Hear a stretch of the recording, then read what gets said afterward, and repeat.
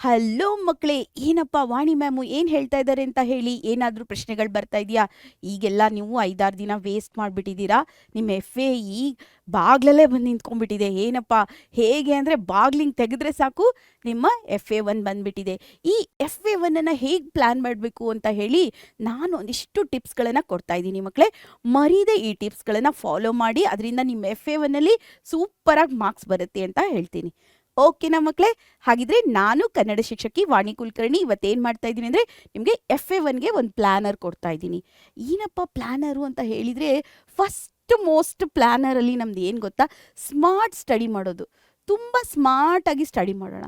ಏನಪ್ಪ ಸ್ಮಾರ್ಟಾಗಿ ಸ್ಟಡಿ ಮಾಡೋದು ಅಂತ ಹೇಳಿದರೆ, ನಿಮ್ಮ ಟೈಮನ್ನು ಏನು ಮಾಡಿ ಡೈಲಿ 2ರಿಂದ 3 ಸಬ್ಜೆಕ್ಟಿಗೆ ಅಲಾಟ್ ಮಾಡ್ಕೊಳ್ಳಿ. ಅಂದರೆ ಡೈಲಿ ಒಂದೇ ಸಬ್ಜೆಕ್ಟ್ ಮಾಡಿದರೆ ಆಗಲ್ಲ, ಯಾಕಂದರೆ ಕಷ್ಟ ಆಗುತ್ತೆ. ಈಗ ನೀವು ಚಿಕ್ಕ ಮಕ್ಕಳೆಲ್ಲ, ನೀವು ದೊಡ್ಡವರಾಗಿದ್ದೀರಾ. ಹೀಗಾಗಿ ಬೆಳಗ್ಗೆ 1 ಸಬ್ಜೆಕ್ಟು, ಸಾಯಂಕಾಲ ರಾತ್ರಿ 2 ಸಬ್ಜೆಕ್ಟು, ಇಲ್ಲ ಬೆಳಗ್ಗೆ 2 ಸಬ್ಜೆಕ್ಟು, ರಾತ್ರಿ 1 ಸಬ್ಜೆಕ್ಟು, ಈ ಥರ ಓದೋದು. ನಾನು ಹೇಳ್ತಾ ಇರೋದು ಸೆಲ್ಫ್ ಸ್ಟಡಿ ಬಗ್ಗೆ ಹೇಳ್ತಾ ಇದ್ದೀನಿ. ಮತ್ತು ಸ್ಕೂಲ್ಗೆ ಹೋಗಿ ಬಂದೆ ಮ್ಯಾಮ್, ಹೋಮ್ವರ್ಕ್ ಮಾಡಿಬಿಟ್ಟೆ ಮ್ಯಾಮ್, ಅದು ಮುಗೀತಾ? ಇಲ್ಲ, ಇದು ಓನ್ಲಿ ನಿಮ್ಮ ಸೆಲ್ಫ್ ಸ್ಟಡಿ ಬಗ್ಗೆ ಹೇಳ್ತಾ ಇದ್ದೀನಿ ನಾನು. ಸೆಲ್ಫ್ ಸ್ಟಡಿ ಮಾಡಿ, ಸೆಲ್ಫ್ ಸ್ಟಡಿ ಬೇಕೇ ಬೇಕು. ಸೆಲ್ಫ್ ಸ್ಟಡಿ ಇಲ್ಲಾಂದರೆ ಆಗೋದಿಲ್ಲ. 2ರಿಂದ 3 ಸಬ್ಜೆಕ್ಟ್ ಮಾಡಬೇಕು. ಆಮೇಲೆ ಡಿಫಿಕಲ್ಟ್ ಆಗಿರೋ ವೀಕ್ ಸಬ್ಜೆಕ್ಟ್ ಇರುತ್ತಲ್ಲ, ಯಾವುದೋ ಒಂದು ತುಂಬ ವೀಕ್ ಅಂತಂದರೆ ಏನು ಮ್ಯಾಮ್ ಅಂತ ಹೇಳಿ ಹಂಗನ್ಬೇಡಿ. ವೀಕ್ ಅಂದರೆ ಅದು ಅರ್ಥ ಆಗಲ್ಲ, ಸ್ವಲ್ಪ ಜಾಸ್ತಿ ಮಾಡಬೇಕು, ಜಾಸ್ತಿ ಅದಕ್ಕೆ ಎಫರ್ಟ್ ಹಾಕಬೇಕು ಅಂತ ಇರುತ್ತಲ್ಲ, ಅದನ್ನು ಏನು ಮಾಡಿ ಗೊತ್ತಾ, ಫಸ್ಟ್ ಮಾಡಿ. ಅದನ್ನು ಸ್ವಲ್ಪ ಜಾಸ್ತಿ ಟೈಮ್ ಮಾಡಬೇಕಾಗತ್ತೆ, ಅದಕ್ಕೆ ಅದನ್ನು ಫಸ್ಟ್ ಮಾಡಿ. ಅದನ್ನು ಲಾಸ್ಟಲ್ಲಿ ಇಟ್ಕೊಬೇಡಿ, ಟೆನ್ಷನ್ ಆಗಿಬಿಡುತ್ತೆ. ಮತ್ತು ಸ್ಮಾಲ್ ಇಷ್ಟಿಷ್ಟೇ ಚಿಕ್ಕ ಗುರಿಗಳನ್ನು ಇಟ್ಕೊಳ್ಳಿ. ಏನಪ್ಪ ಹೇಗೆ ಮಾಡಬೇಕು ಅಂತ ಹೇಳಿದ್ರೆ, ಇವತ್ತು ಜೂನ್ 1 ಅಂತ ಅಂದ್ಕೊಳ್ಳಿ, ಅಥವಾ ಜೂನ್ 7 ಅಂದ್ಕೊಳ್ಳಿ. ಜೂನ್ 7 ದಿನ ನೀವು 6 ದಿನ ವೇಸ್ಟ್ ಆಗಿಬಿಟ್ಟಿದೆ, ಇವತ್ತಿಂದ ಮಾಡಬೇಕು. ಈಗ ನಾಳೆ ಏನು ಮಾಡ್ತೀನಿ ಅಂತ ಇವತ್ತು ರಾತ್ರಿ ಮಲಗ್ತಾ ಇರ್ತೀರಲ್ಲ, ಅವಾಗ ಒಂದು .1, .2, .3 ಅಂತ ಮೂರೇ ಸಬ್ಜೆಕ್ಟ್ ಅಲ್ವಾ ಮಾಡೋದು, 3 ಸಬ್ಜೆಕ್ಟಿಗೆ ಬರ್ಕೊಳ್ಳಿ.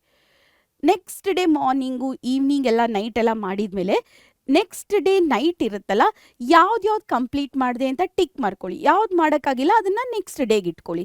ಹೀಗೆ ಚಿಕ್ಕ ಶಾರ್ಟ್ ಆಗಿರುವಂಥ ಗುರಿಗಳನ್ನು, ಸ್ಮಾಲ್ ಅಚೀವೇಬಲ್ ಗೋಲ್ಸ್ ಇಟ್ಕೊಂಡ್ರೆ ಆರಾಮಾಗಿ ನೀವು ಸಕ್ಸಸ್ಸನ್ನು ನೋಡ್ಬೋದು. ಇದಕ್ಕೆ ಸ್ಮಾರ್ಟ್ ಸ್ಟಡಿ ಅಂತ ಹೇಳ್ತೀವಿ, ಸ್ಮಾರ್ಟಾಗಿ ಸ್ಟಡಿ ಮಾಡೋದು. ನೆಕ್ಸ್ಟ್ ಏನಪ್ಪ, ರಿವಿಷನ್ ಸ್ಟ್ರಾಟಜಿ. ಇದಂತೂ ಎಷ್ಟು ಇಂಪಾರ್ಟೆಂಟ್ ಅಂದರೆ, ಸುಮ್ಮನೆ ಓದ್ಬಿಟ್ರೆ ಆಯ್ತಾ, ಉದೋ ಲಕ್ಷ್ಮಣ ಅಂತ ಹೇಳಿ ಓದ್ಬಿಟ್ರೆ ಮುಗ್ದೋಯ್ತಾ? ಇಲ್ಲ. ನಾವು ಏನು ಓದಿರ್ತೀವಿ ಅದನ್ನು ರಿವೈಸ್ ಮಾಡಲೇಬೇಕು. ನಿಮಗೆಲ್ಲ ಮಕ್ಕಳೇ, ನಮಗೆ ಕೂಡ ಇರುತ್ತೆ. ಈಗ ನಾವೇನೋ ಒಂದು ಕೆಲಸ ಮಾಡಿರ್ತೀವಿ, ಕೆಲಸ ಮಾಡಿ ಅದನ್ನು ಬಿಟ್ಬಿಟ್ರೆ ಆಯಿತು. ಒಂದು 10 ಡೇಸ್ ಬಿಟ್ಟರೆ ಆಮೇಲೆ ಕೇಳಿದರೆ ಏನೂ ಇರಲ್ಲ ನಮ್ಮ ಮೈಂಡಲ್ಲಿ, ಫುಲ್ ಖಾಲಿ ಆಗಿಬಿಟ್ಟಿರ್ತೀವಿ, ಫುಲ್ ಕ್ಲೀನ್. ಅದಕ್ಕೆ ಏನು ಮಾಡ್ತಾ ಇರ್ತೀವಿ, 3 ಡೇಸ್ 4 ಡೇಸ್ಗೊಮ್ಮ ಇದು ಫಾಲೋ ಅಪ್ ಮಾಡೋದು, ಅದನ್ನು ನೋಡೋದು, ಅದೆಲ್ಲ ಮಾಡ್ತಾ ಇರ್ತೀವಿ. ಇಲ್ಲಾಂದರೆ ನಮಗೂ ಕೂಡ ಆಗಲ್ಲ. ಓಕೆನಾ? ನೆಕ್ಸ್ಟ್ ಏನು ಗೊತ್ತಾ, ರಿವೈಸ್ ಮಾಡಬೇಕು. ಹೇಗೆ? ನಾನು ನಿಮ್ಗೊಂದು ಪೊಮೊಡೋರೋ ಟೆಕ್ನಿಕ್ ಅಂತ ಕೊಟ್ಟಿದ್ದೀನಲ್ವಾ, 25 ಮಿನಿಟ್ಸ್ ಓದಿ, 5 ಮಿನಿಟ್ಸ್ ಏನು ಮಾಡಿ, ರೆಸ್ಟ್ ಮಾಡಿ. ರೆಸ್ಟ್ ಮಾಡೋ ಟೈಮಲ್ಲಿ ನಾನು TV ನೋಡ್ಬೋದಾ, ಫೋನ್ ಸ್ಕ್ರೋಲ್ ಮಾಡ್ಬೋದಾ, ಅಥವಾ ನಾನು ಯಾರ ಜೊತೆಗೋ ಇಲ್ಲ, ನೀವು ಓಡಾಡ್ಬೋದು, ನೀರು ಕುಡಿಬೋದು, ಈ ಥರ ಎಲ್ಲ ಮಾಡಿ. ಆಮೇಲೆ ಹೈಲೈಟ್ಸ್ ಮಾಡ್ಕೊಳ್ಳಿ. ಏನನ್ನ ಇಂಪಾರ್ಟೆಂಟ್ ಪಾಯಿಂಟ್ ಇರುತ್ತೆ. ಈಗ ಸೈನ್ಸಲ್ಲಾಗಲಿ ಅಥವಾ ಸೋಷಲಲ್ಲಾಗಿ, ಸೋಷಲ್ ತುಂಬ ಲೆಂದಿ, ಅದನ್ನೆಲ್ಲ ಪಾಯಿಂಟ್ ವೈಸ್ ನೆನಪಿಟ್ಕೊಳ್ಬೇಕು. ಸೋಷಲ್ ಲೆಂದಿ, ಆಮೇಲೆ ನೀವು ಸೈನ್ಸನ್ನಾಗಲಿ, ಇವುಗಳನ್ನು ಏನು ಮಾಡಿ ಗೊತ್ತಾ, ಹೈಲೈಟ್ ಮಾಡಿ. ಹೇಗೆ? ನೀವು ಯಾವುದನ್ನು ಓದಬೇಕು, ಯಾವುದು ಓದಿದ್ದೀರಾ, ಎಲ್ಲಿ ಬರುತ್ತೆ, ಯಾವ ಥರ ಕ್ವಶನ್ ಬರುತ್ತೆ, ಈ ಥರ ಹೈಲೈಟ್ ಮಾಡಿ ಇಟ್ಕೊಳ್ಳಿ ಪಾಯಿಂಟ್ಸನ್ನು. ಈಗ ಮ್ಯಾಪ್ ವರ್ಕ್ ಇದ್ದರೆ ಎಲ್ಲೆಲ್ಲಿ ಮ್ಯಾಪ್ ವರ್ಕಲ್ಲಿ ಯಾವ್ದು ಊರು ಬರುತ್ತೆ ಅಂತ ಹೇಳಿ ಮಾರ್ಕ್ ಮಾಡಿ ಇಟ್ಕೊಳ್ಳಿ.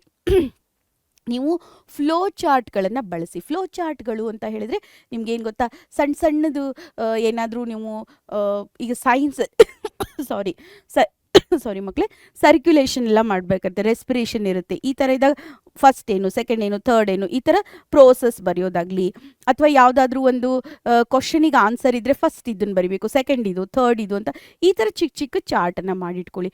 ಮ್ಯಾಥ್ಸಲ್ಲಿ ಇಂಪಾರ್ಟೆಂಟಾಗಿ ಏನು ಮಾಡ್ಕೊಳ್ಳಿ ಗೊತ್ತಾ, ಮ್ಯಾಥ್ಸಲ್ಲಿ ಮಾಡಬೇಕಾದ್ರೆ ನೀವು ಫಸ್ಟ್ ಏನು ಗೊತ್ತಾ, ಫಸ್ಟ್ ಗಿವನ್ ಬರಿಬೇಕು, ಫಾರ್ಮುಲಾ ಬರಿಬೇಕು, ಆಮೇಲೆ ಅದನ್ನು ಸಾಲ್ವ್ ಮಾಡಬೇಕು, ಅಂದರೆ ಅದರದ್ದು ಕ್ಯಾಲ್ಕುಲೇಷನ್ ಪಾರ್ಟ್ ಎಲ್ಲ ಮಾಡಬೇಕು, ಲಾಸ್ಟಲ್ಲಿ ಆನ್ಸರ್ ಬರೀಬೇಕು. ಈಗ 4 ಪಾರ್ಟ್ ಏನೇನು ಮಾಡಬೇಕು ಅಂತ ಈ ಥರ ಬೇಕಾದರೂ ಮಾಡಿಟ್ಕೊಳ್ಳಿ. ಇದು ನಿಮ್ಮ ಒಂದು ಇದು ಕ್ರಿಯೇಟಿವಿಟಿ ಅಥವಾ ನಿಮಗೆ ಹೇಗೆ ಬೇಕೋ ಹಾಗೆ ಮಾಡಿ. ಯಾಕಂದ್ರೆ ನನಗೆ ಹೇಗೆ ಮಾಡಬೇಕು ಅನ್ನೋದನ್ನು ನನ್ನ ಇಂಡಿವಿಜುವಲ್. ಈಗ ನನಗೆ ಓದಬೇಕಾದ್ರೆ ನನಗೆ ಯಾರಾದರೂ ಏನಾದರೂ ಅವ್ರು ಹೇಳಿರೋದು ಹಾಗೆ ನಂಗೆ ಹೇಳು ಅಂತಂದರೆ ನಂಗೆ ದೇವರಣೆಗೂ ಬರಲ್ಲ.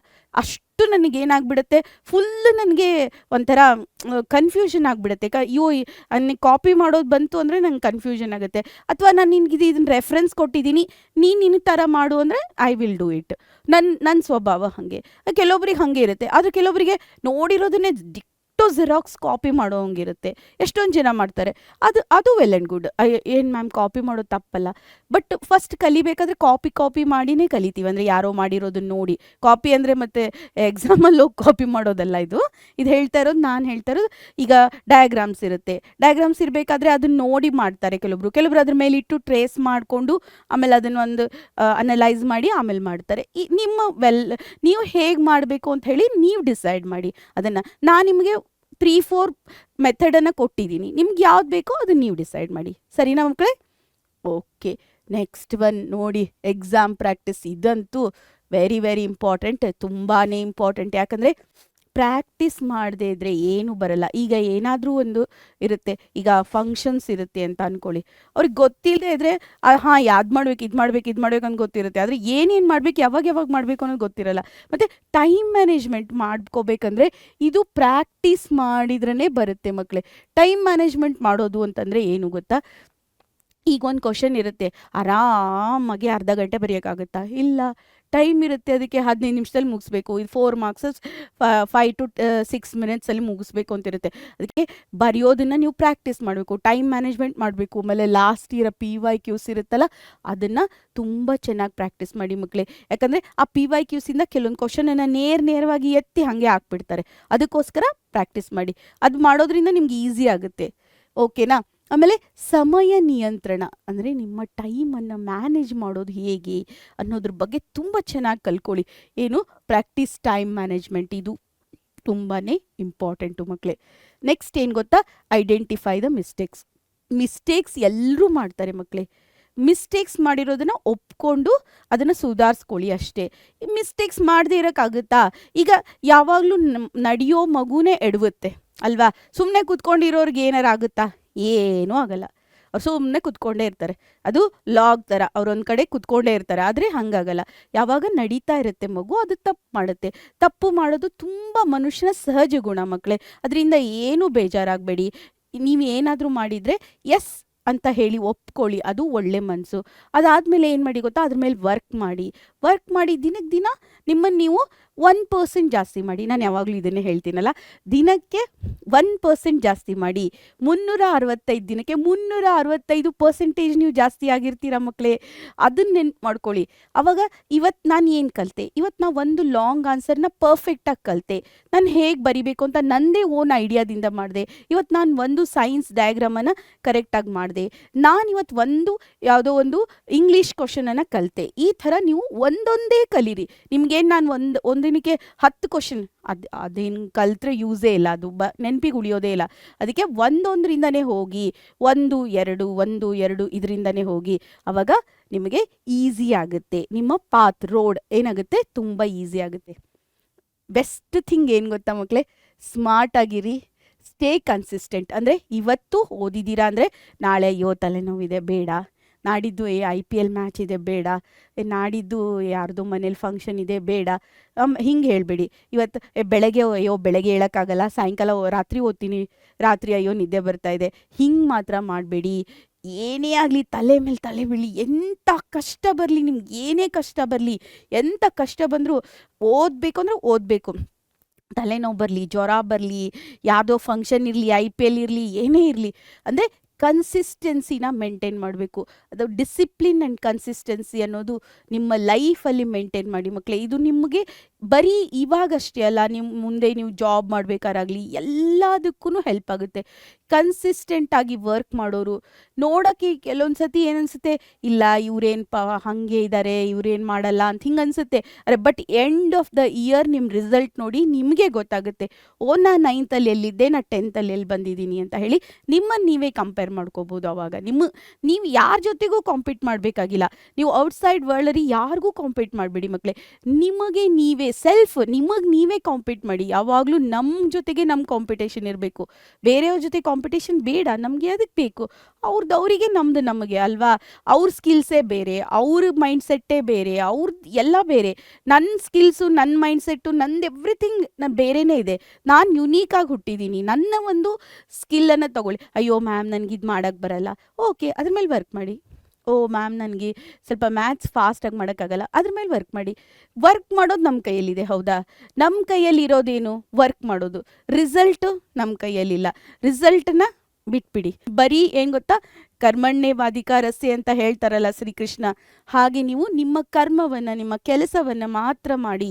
ಅದಕ್ಕೆ ರಿಸಲ್ಟನ್ನು ದೇವ್ರ ಮೇಲೆ ಬಿಡಿ, ಅಥವಾ ನಿಮ್ಮ ಒಂದು ಫಲಾಪೇಕ್ಷೆಯನ್ನು ಮಾಡಬೇಡಿ. ನಿಮಗೆ ರಿಸಲ್ಟ್ ತಾನಾಗೇ ಬರುತ್ತೆ. ಯಾಕಂದರೆ ನಾವು ಒಳ್ಳೆಯದನ್ನು ಮಾಡಿದರೆ ಕಾಸ್ಮೋಸ್ ಯಾವಾಗಲೂ ಒಳ್ಳೆಯದನ್ನೇ ಕೊಡುತ್ತೆ ಮಕ್ಕಳೇ. ನಾವು ಯಾವಾಗಲೂ ಒಳ್ಳೇದು ಮಾಡಿದರೆ ಒಳ್ಳೆಯದೇ ನಮ್ಗೆ ಬ್ಯಾಕ್ ಆಗುತ್ತೆ. ಕೆಟ್ಟದ್ದು ಮಾಡಿದ್ರೆ ಕೆಟ್ಟದ್ದೇ ಬ್ಯಾಕ್ ಆಗುತ್ತೆ. ಇವತ್ತು ಬರದೇ ಇರ್ಬೋದು, ನಾಳೆ ಬರ್ಬೋದು, ನಾಡಿದ್ದು ಬರ್ಬೋದು, ಒಂದು 4 ದಿನ ಲೇಟಾಗಿ ಬರ್ಬೋದು. ಅದಕ್ಕೋಸ್ಕರ ಓದ್ತೀನಿ ಅಂತ ಹೇಳಿ ಬುಕ್ ಇಟ್ಕೊಂಡು ಹೀಗೆ ಅಮ್ಮ ಅಪ್ಪ ಮುಂದೆ ಕಳ್ಬೀಳೋದು ಅದೆಲ್ಲ ಮಾಡಬೇಡಿ ಮಕ್ಕಳೇ. ಅದು ಯಾರಿಗೂ ಮೋಸ ಮಾಡೋಕ್ಕೆ ಹೋಗ್ಬೇಡಿ. ನಿಮ್ಮ ಮನಸ್ಸಾಕ್ಷಿಗಾಗಿ ಓದಿ, ನಿಮಗೋಸ್ಕರ ಓದಿ. ನಿಮ್ಮ ಅಂದರೆ ನೀವು ಮುಂದೆ ಭವಿಷ್ಯದಲ್ಲಿ ಒಳ್ಳೆಯವರಾಗೋದಕ್ಕೆ, ಒಳ್ಳೆ ಮನುಷ್ಯರಾಗಿ ಬಾಳೋದಕ್ಕೆ ಓದಿ. ಅದಕ್ಕಾಗಿ ಓದಿ. ನಾನು ಯಾಕೆ ಓದಬೇಕು ಅಂತ ಹೇಳಿ ನಿಮ್ಮನ್ನು ನೀವೇ ಕ್ವಶನ್ ಕೇಳ್ಕೊಳ್ಳಿ. ಮ್ಯಾಮ್ ನಾನು ಯಾಕೆ ಓದಲಿ, FA1ಗೆ ಯಾಕೆ ಓದಲಿ, SA1ಗೆ ಯಾಕೆ ಓದಲಿ, ನಾನು ಅದಕ್ಕೆ ಯಾಕೆ ಓದಲಿ, ಇದಕ್ಕೆ ಯಾಕೆ ಓದಲಿ ಅಂತ ಹೇಳಿ ನೀವು ನಿಮ್ಮನ್ನೇ ನೀವು ಕ್ವಶನ್ ಕೇಳ್ಕೊಳ್ಳಿ.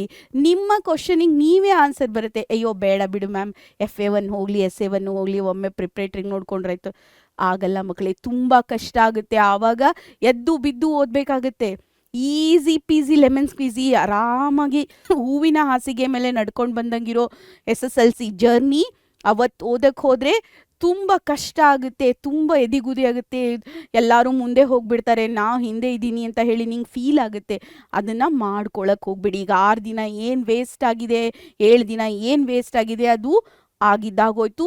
ಕಮ್ ಬ್ಯಾಕ್ ಮಾಡಿ FA1ಗೆ ಸೂಪರಾಗಿ ಹೀಗೆ ಓದಿ, ಅದರಿಂದ ಒಳ್ಳೆ ಮಾರ್ಕ್ಸ್ ಬರುತ್ತೆ. ಬರೀ FA1ಗೆ ಅಲ್ಲ, ಈಗ FA1ಗೆ 2 ಚಾಪ್ಟ್ರು ವ್ಯಾಕರಣ ಎಲ್ಲ ಆಗೋಗಿರುತ್ತೆ, ಎಲ್ಲ ಬಂದುಬಿಡುತ್ತೆ.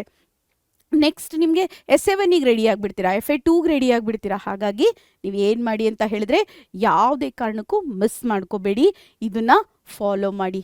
ಹಾಗೆಯೇ ಮಕ್ಕಳೇ ಏನು ಗೊತ್ತಾ, first I can do it, I will do it ಅಂತ ಅನ್ನುವಂಥದ್ದನ್ನು ದಿನ ಎದ್ದು ಕನ್ನಡಿ ಮುಂದೆ ನಿಂತ್ಕೊಂಡು ಹೀಗೆ ನಿಮ್ಮ ಬಗ್ಗೆ ನೀವೇ ಮುಷ್ಟಿ ಇಟ್ಕೊಂಡು ನೀವು ಹೇಳಿ, ನಾನು ಮಾಡಬಲ್ಲೆ, ನನಗಾಗುತ್ತೆ, ನಾನು ಮಾಡಬಲ್ಲೆ, ನನಗಾಗುತ್ತೆ ಅಂತ ಅನ್ನೋದನ್ನು ಹೇಳ್ಕೊಳ್ಳಿ, ಕನ್ನಡಿಯಲ್ಲಿ ಹೇಳ್ಕೊಳ್ಳಿ. ನೀವು ಯಾವಾಗಲೂ ಏನು ಗೊತ್ತಾ, ನಿಮ್ಮನ್ನು ನೀವು ಮೋಟಿವೇಟ್ ಮಾಡಿ, ನಿಮಗೆ ನೀವು ಮೋಟಿವೇಶನ್ ಕೊಡಿ. ಬೇರೆ ಔಟ್ಸೈಡ್ ಮೋಟಿವೇಶನಿಗೆ ಕಾಯಬೇಡಿ. ಯಾಕಂದರೆ ಔಟ್ಸೈಡರಿಂದ ಏನೂ ಸಿಗಲ್ಲ, ನಿಮ್ಮೊಳಗೆ ಎಲ್ಲ ಇದೆ, ಅದನ್ನೇ ನೀವು ಕಾಣ್ಕೋಬೇಕು. ನೀವು ಆ ಕಾಣ್ಕೊಳ್ಳೋದ್ರಿಂದ ನಿಮಗೆ ಒಳ್ಳೆ ಉಜ್ವಲವಾದ ಭವಿಷ್ಯ ಇದೆ ಮಕ್ಕಳೇ. ಓಕೆ, ಹಾಗಿದ್ರೆ ಈ ವಿಡಿಯೋ ಲೈಕ್ ಆಯಿತು ಅಂತ ಹೇಳಿ ಅಂದ್ಕೊಳ್ತೀನಿ. ಲೈಕ್ ಆದರೆ ಮರೀದೆ ಇದನ್ನು ಲೈಕ್ ಮಾಡಿ, ಹೌದಾ ಮಕ್ಕಳೇ? ಓಕೆ, ಮತ್ತೆ ಏನು ಮಾಡಿ ಗೊತ್ತಾ, ಇನ್ನೂ ನೀವು ಪರೀಕ್ಷೆ ಚಾನಲನ್ನು ಸಬ್ಸ್ಕ್ರೈಬ್ ಮಾಡಿಲ್ವಾ? ಇನ್ನೂ ಯೋಚನೆ ಮಾಡ್ತಾ ಇದ್ದೀರಾ? ಮರೀದೆ ಹೋಗಿ ನಮ್ಮ ಪರೀಕ್ಷೆ ಚಾನಲನ್ನು ಸಬ್ಸ್ಕ್ರೈಬ್ ಮಾಡಿ ಮಕ್ಕಳೇ. ಈ ವಿಡಿಯೋ ಲೈಕ್ ಆಯಿತಾ? ಲೈಕ್ ಆದರೆ ಮರೀದೆ ಲೈಕ್ ಮಾಡಿ. ನಾನು ನಿಮ್ಮ ಕನ್ನಡ ಶಿಕ್ಷಕಿ ವಾಣಿ ಕುಲಕರ್ಣಿ. ಇದೇ ಥರ ಒಳ್ಳೆ ವಿಡಿಯೋಗಳೊಂದಿಗೆ ನಿಮ್ಮ ಮುಂದೆ ಬರ್ತೀನಿ. ಅಲ್ಲಿವರೆಗೂ ವಿದಾಯ ಹೇಳ್ತಾ ಇದ್ದೀನಿ. ನನ್ನ ಜೊತೆ ಸ್ಟೇ ಟ್ಯೂನ್ ಆಗಿರಿ.